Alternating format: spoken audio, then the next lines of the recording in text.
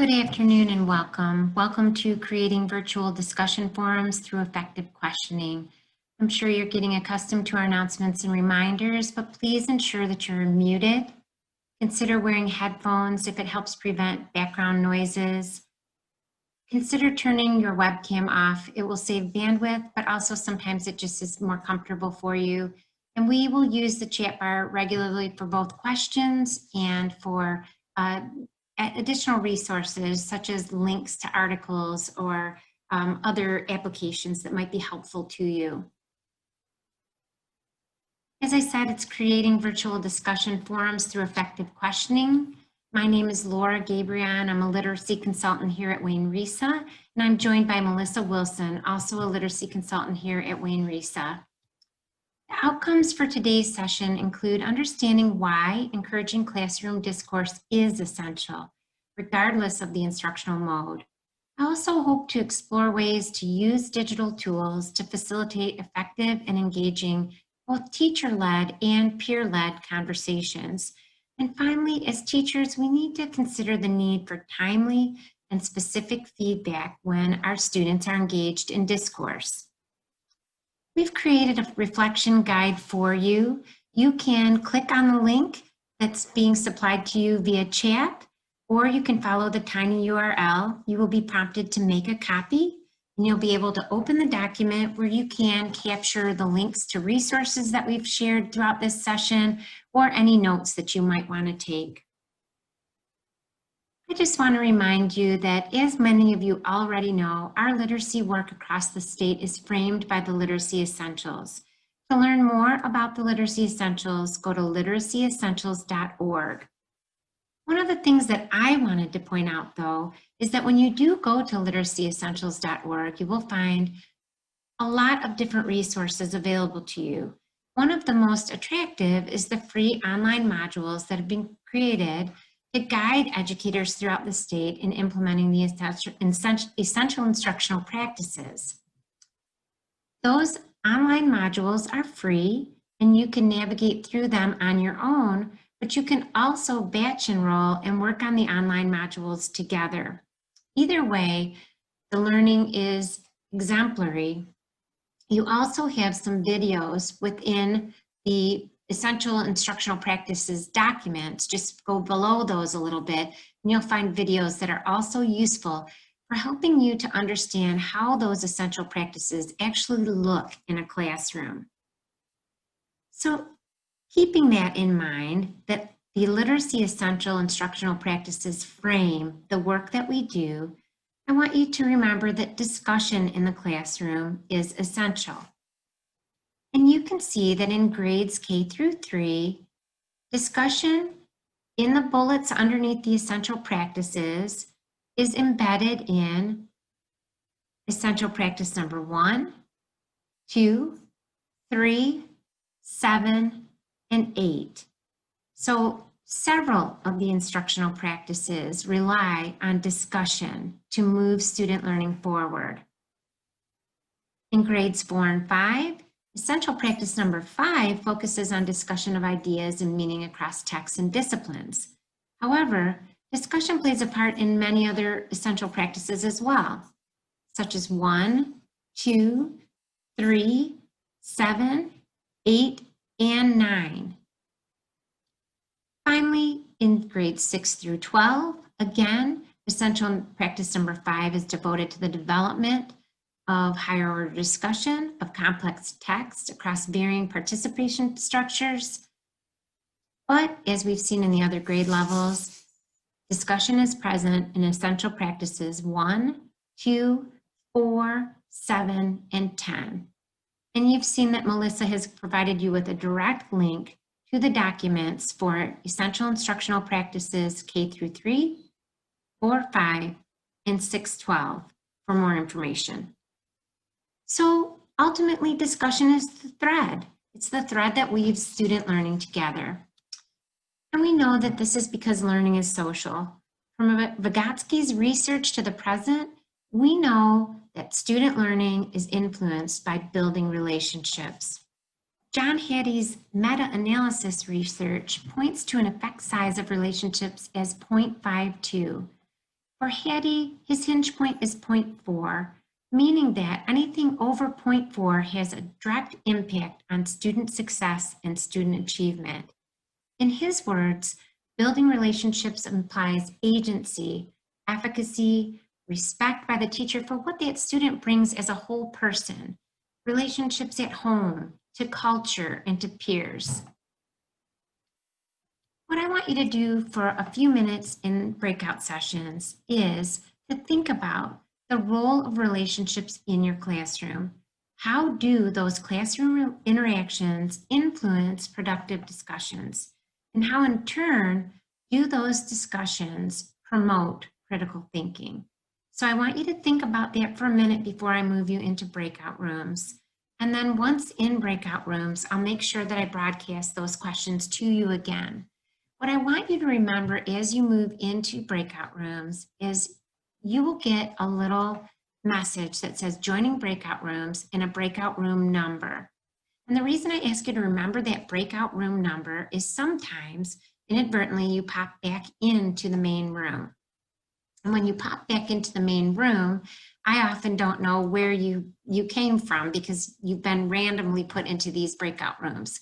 So just take note of that breakout room for a minute as you're moving into it. And if for some reason you end up back in the main room, I'll ask you where your original breakout room was and I'll be able to put you back into it. I want to give you one more tip, especially those of you who are going to put students into breakout rooms occasionally. But once you're in breakout rooms, in the top left-hand corner, you will see the breakout room number. So you can also always take note of that if you missed it in that first initial message as you're being pushed into breakout rooms. I will see you back in about 5 minutes. As you can see, there are a lot of wonderful ways that we build relationships in our classroom, that we're concerned about building those relationships in our classroom in this virtual setting, especially since sometimes we won't be able to loop. We won't see the same students that we had last year. We'll have brand new students. We can also agree from our discussion in the breakout rooms that those moments we take in the beginning of the year to build community, to help students develop those important relationships are critical. They're critical because that trust will be there then, and those discussions can have that opportunity to be productive. So when we think about discussions, we think about synchronous discussions. Synchronous discussions are in real time. The responses are immediate. We might raise our hands virtually. We might put something into the chat. But we have an opportunity to interact in a somewhat face-to-face setting, even though it is virtual. And we can still use those same protocols we've used before. Things like turn and talk, or think, pair, and share, or creating a Socratic circle, or read, think, talk, and write. Sometimes this might entail a little more work on our end. We might need to just invite small groups of students to be able to turn and talk or to think, pair, and share. We might need to consider ways to have groups of 4 and break those into smaller groups just so we have those opportunities for a little bit more in-depth discussion between students. We can also use other platforms to help students navigate through that. So we can use the chat feature. We can have kids unmute and speak. We can also think of asynchronous discussions. Asynchronous discussions are probably what more of us are familiar with if we've taken an online class.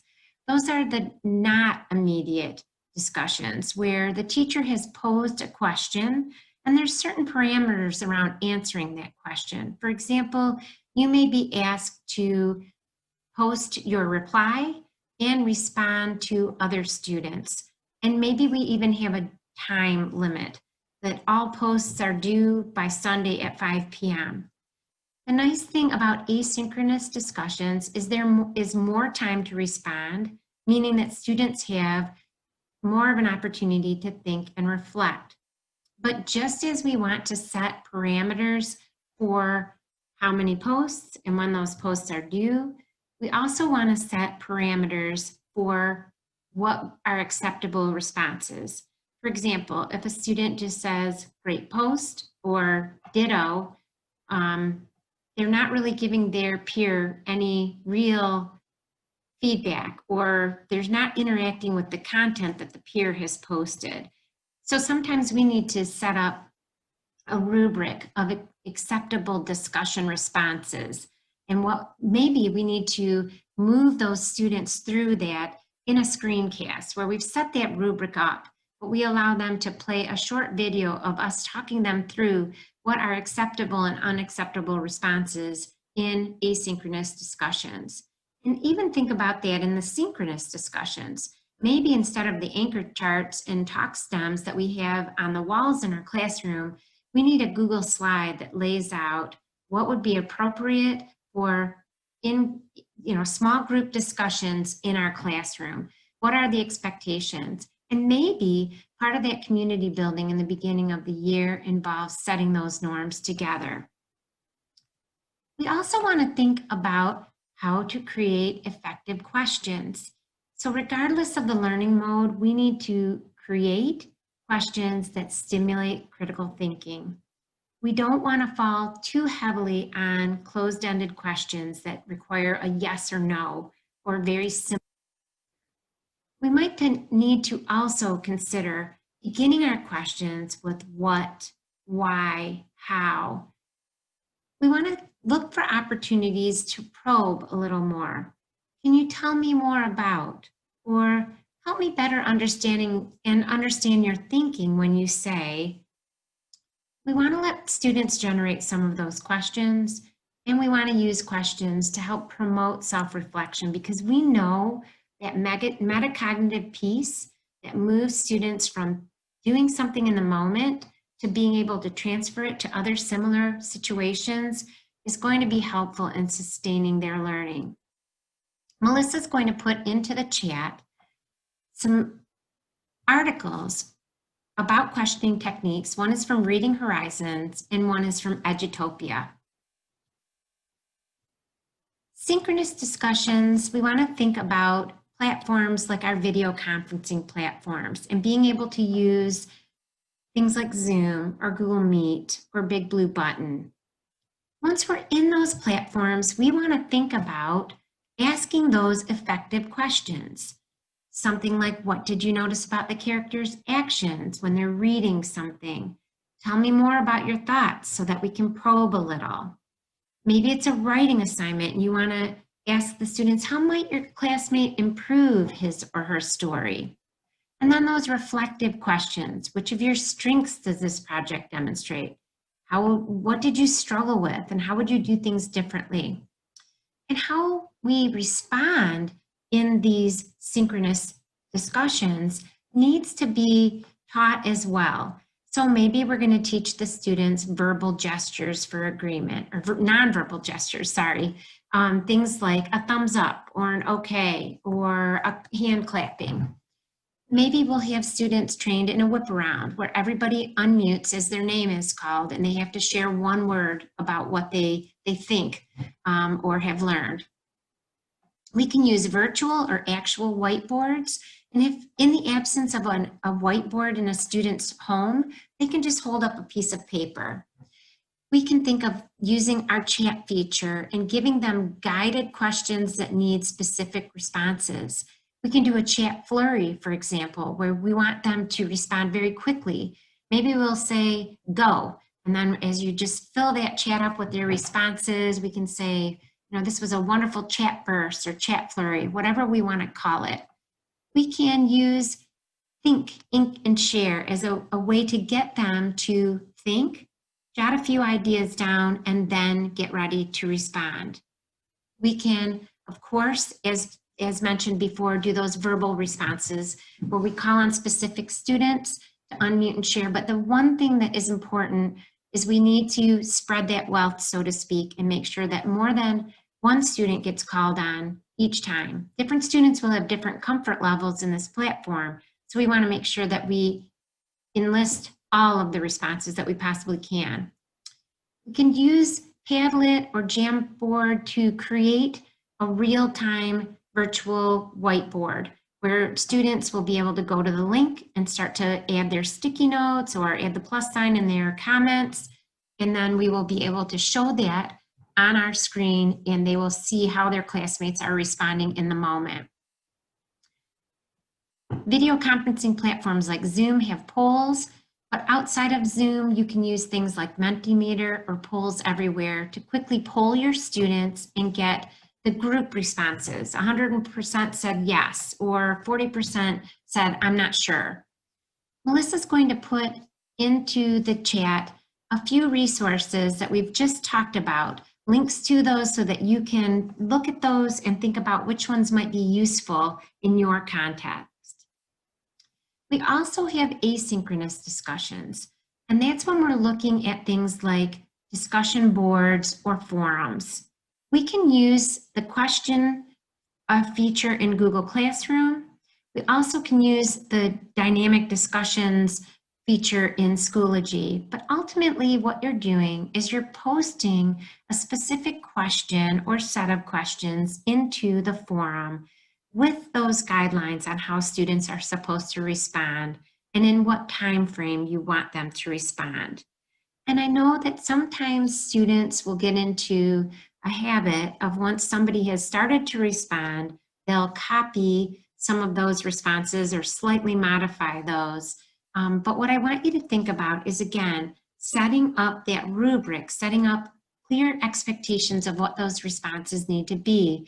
And one of them should be originality, that they've thought about the question and they're responding without looking at other students' responses first.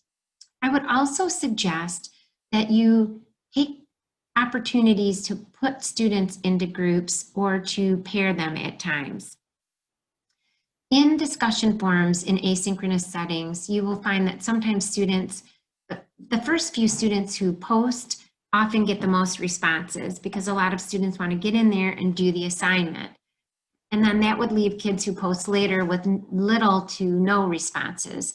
So maybe you won't do it every time, but definitely setting up groupings or pairings of students so that everybody, at least some of the time, gets responses from fellow classmates. Melissa's going to put into the chat from our REMC, our Regional Educational Media Center Association of Michigan, some additional thoughts and suggestions about discussion boards. There are other platforms with comments features that you can use to engage students in just simply commenting to each other about some content or a question that you would really like them to tackle. A colleague of mine uses Padlet for book talks.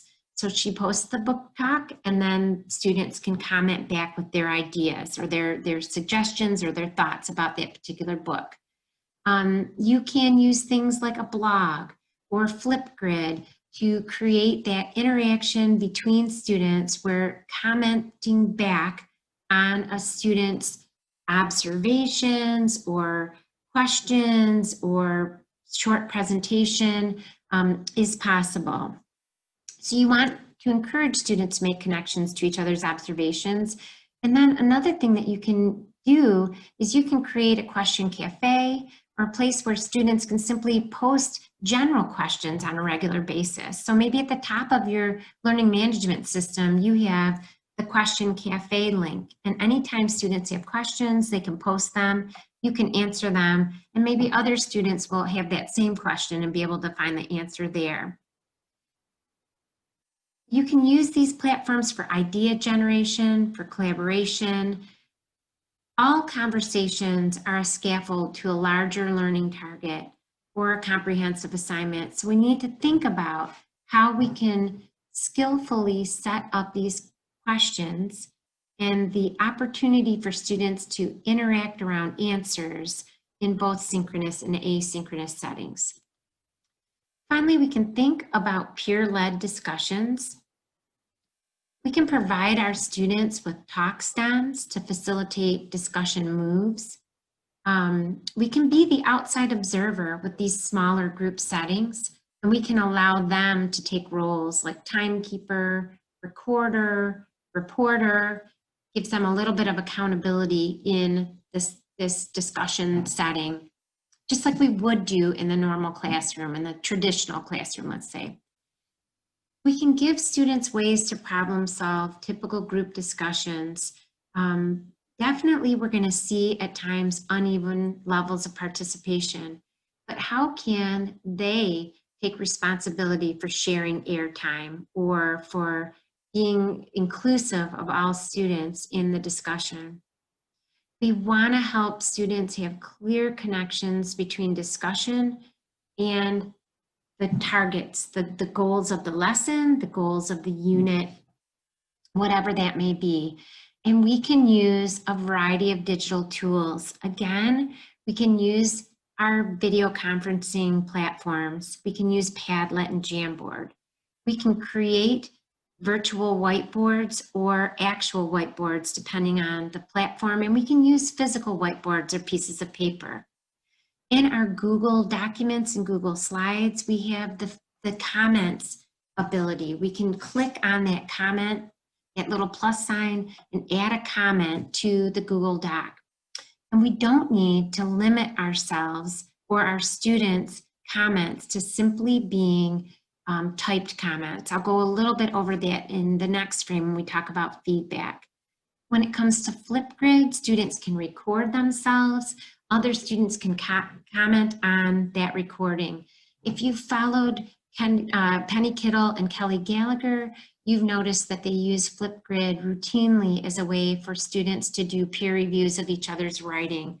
So again, all of these different platforms are available to us and offer us ways that we can get our students to interact. And again, it's really important that we set those guidelines for that interaction, just like we would in a traditional face-to-face setting. Melissa's going to put into the chat a couple of other articles about student-led discussions. One is from Edutopia, and the other one is from teachstarter.com, which is a blog.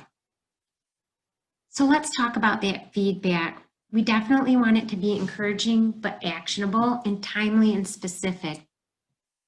Those are really important in a virtual setting because especially when we have our first discussions with students, whether synchronous or asynchronous, we're going to want to be able to give them some feedback. We want to point out what worked well, what didn't work well, what things they may need to readjust for the next class discussion. And again, that could be in the synchronous or asynchronous mode.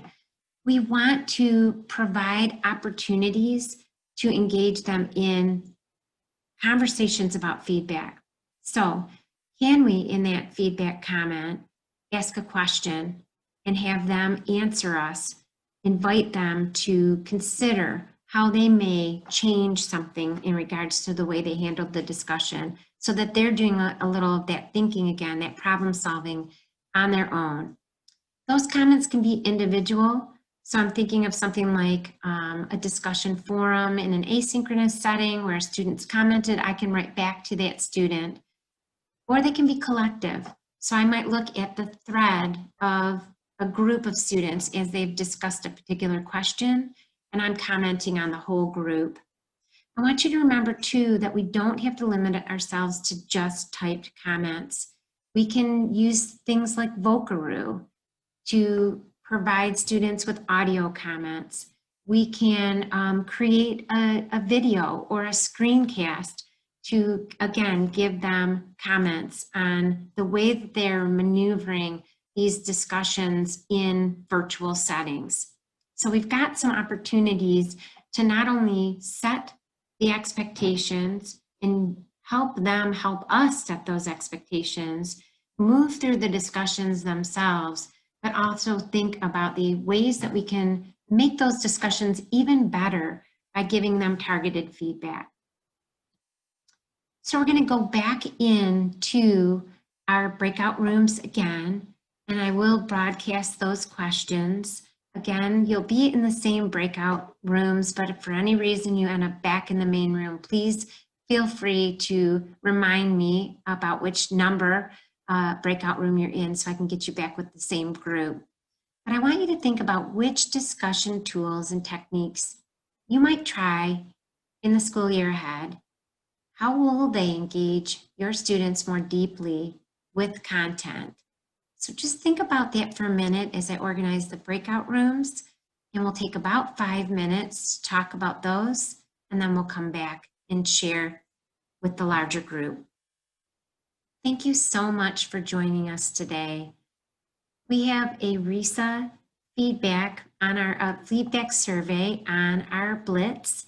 You can either use the QR code or the tiny URL. Melissa's putting that in the chat for you. Please take a few minutes simply to give us the feedback from this session or any of our sessions.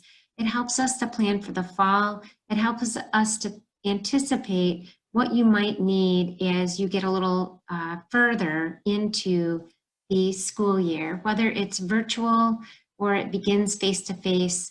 Maybe you're going to use some of these tools either way, which I think would actually be a benefit to the students to get them acclimated to these, just in case if they're face-to-face in the beginning of the year, they might need to be able to transition into a virtual setting. So please just take a couple of minutes to do our Blitz feedback survey. It will probably only take you about 3 to 5 minutes. And then, as you know, we still have about a week and a half of our Blitz sessions coming soon. Obviously, starting tomorrow through the last day of August, you have the opportunity to engage with us in this 3 to 4 p.m. 1-hour session. It will always be recorded, and you'll have an opportunity to review it. You've got that note catcher with your resources that you've received today, but please feel free to continue to sign up for these. And even if the hour from 3 to 4 becomes problematic for you, again, you're going to receive that recording, so you'll be able to review the content at your own convenience. And finally, I just want to thank you today for your time. Thank you so much for your wonderful questions in the chat, in the small group settings through the breakout rooms that you were able to share afterward. And if you have additional questions, both Melissa and I will put our email addresses in the chat. Please feel free to contact us at any time. We're always happy to talk to you about this or any other literacy essentials or anything else that you're grappling with as you prepare for the school year ahead. Have a great afternoon.